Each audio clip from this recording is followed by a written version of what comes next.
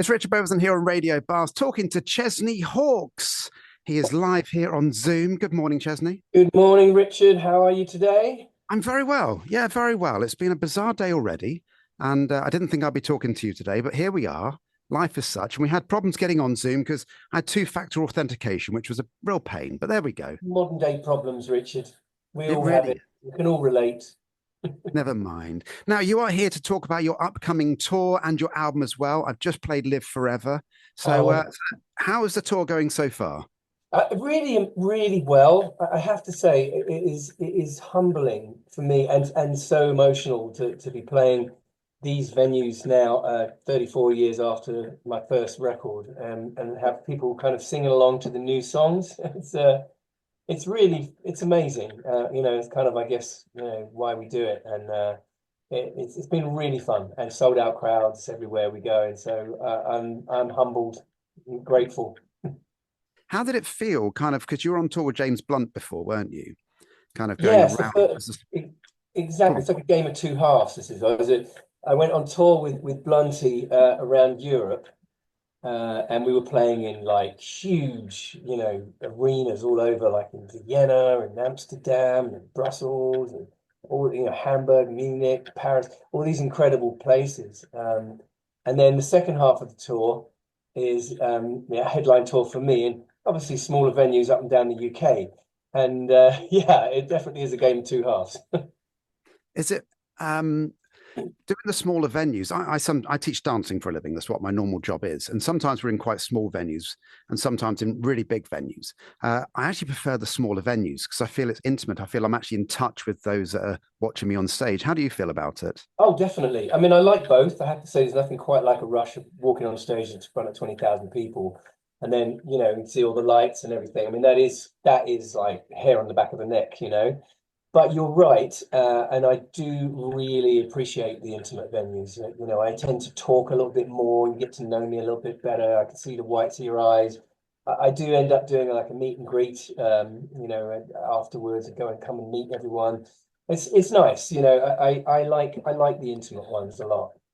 Yeah, I personally prefer them as well myself. Now, something I'm really interested in is that again, every guest that I chat to, I like to stalk them if I'm honest with you for a little bit. So you're obviously fairly easy to find stuff out about. Something that you've written is that you really try to balance your stardom life with your home life. Now, I struggle to do that myself in my own little world that I live in. So how do you manage it? I try and carve out time whenever I can. I mean, right now is a bit crazy. It's a little bit different right now because I've got an album coming out. I'm on tour and everything else. And obviously, I'm 100 miles an hour at this particular moment. Haven't seen much of my kids recently. But what we try and do is have, a light at the end of the tunnel, as it were, just kind of carve out a week here and there. And my week with my family this year at the moment is coming up is on July, the beginning of July. My daughter is graduating at St Andrews University, and she said to me, "If you're not there, I'm disowning you. That's it." So. So I'm going to be there for her. And of course, I'm so proud of her after 4 years at St Andrews. I want to be there to watch her in her cap and gowns or whatever it is they do up in St Andrews. Some kind of weird tradition, I'm sure. No, everybody does have those traditions university wise, don't they? And you mentioned about letting them go as well. Now, I've got three children that are older as well. I've got a younger one as well, and two are at university.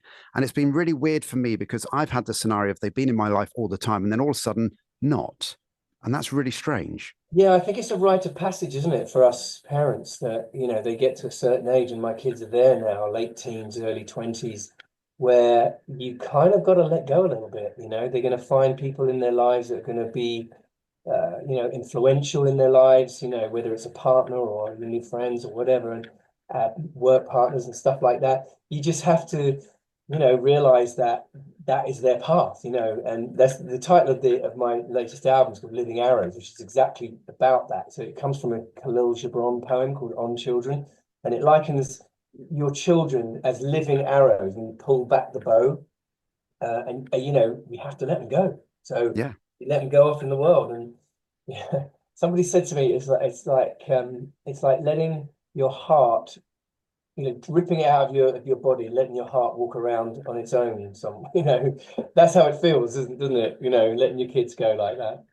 It's really difficult. I now have a weekly slot to talk to one of my daughters, and it's very bizarre. And she does Yeah, message me on other occasions if she needs a new laptop or something like that. of But course. There's always the financial issues. yeah, absolutely. My daughter, No, she tends to call me every morning when she's walking to her class, which I quite like. okay. It's like a little tradition now. So I have a good 10 minutes with her in the morning just to catch up. Oh, that is precious. That really is precious. Now, you have a link on your new album to your original track, which nobody knows what that track is.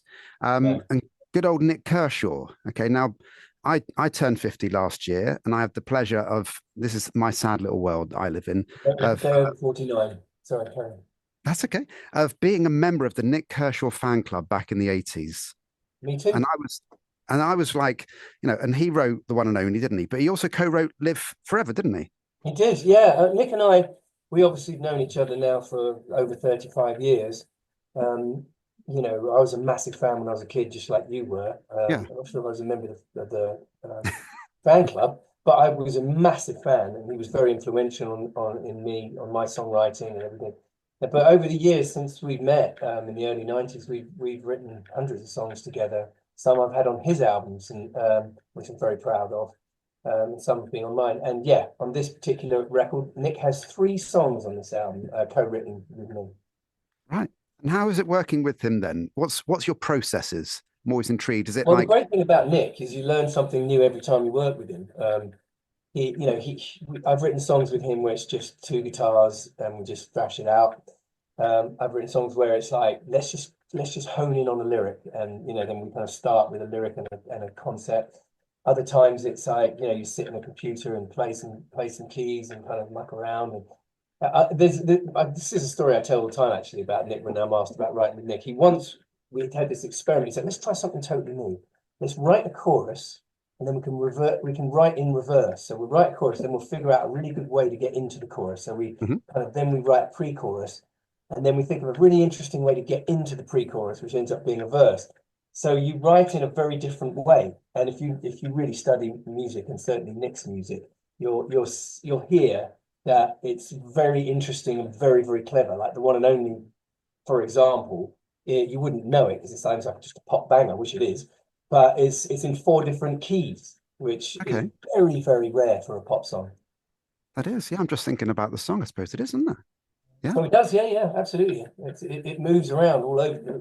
So people that just like think they're going to pick up a guitar and play it, I mean, you're going to have to study it for a little bit to kind of really get the chords to it.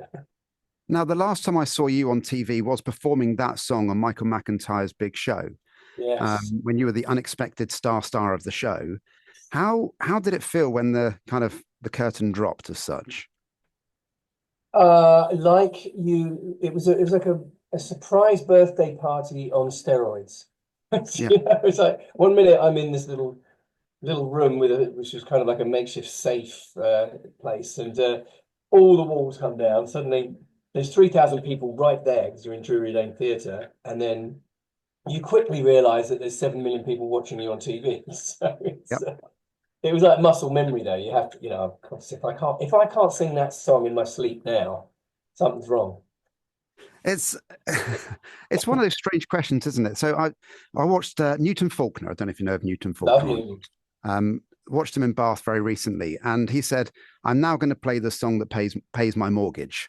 And he doesn't particularly like playing it anymore, but he knows that's the one that everybody kind of comes for. And you must have that to a large degree with The One and Only. A little bit, yeah, but I love playing it because people love it. So it's you can't help but kind of feed off of the energy that you feel from that song. The truth is, it has connections with people that has nothing to do with me, Richard. And so all over the years, as you can imagine, I've had so many different messages from people that like it was the first dance at my wedding, I was playing when I first met my wife, it was my brother's funeral, or I often get people come and say, it's going to be my funeral song. Yeah, So those kind of connections, it's not anything to do with me. So I just love it now. I've had my ups and downs with it over the years, but nowadays we're like friends with benefits. Now, you do no doubt a lot of interviews. So I try whenever I interview somebody, because we've only got a couple of minutes left, to ask a question that you've never been asked before. And the question that I have is that as somebody that I know that we both had contact with over the years, and the question I'm going to ask you, and I'd love to first of all find out, have you ever been asked this question? And then second of all, what is the answer?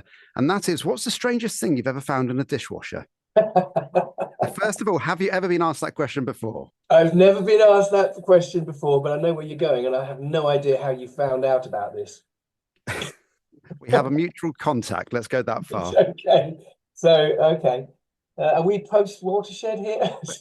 We're not. We're early in the morning, but go for it. As long as it's kept, cleanish. All right. So I was coming into a new digs. I was doing a pantomime with John Bishop years and years ago, and Darren Day, and I found this nice digs and came into this little apartment. And I was just looking around, nice bed, good kitchen, whatever. Opened the dishwasher, and right there, staring at me in the top drawer of the dishwasher was a huge purple dildo.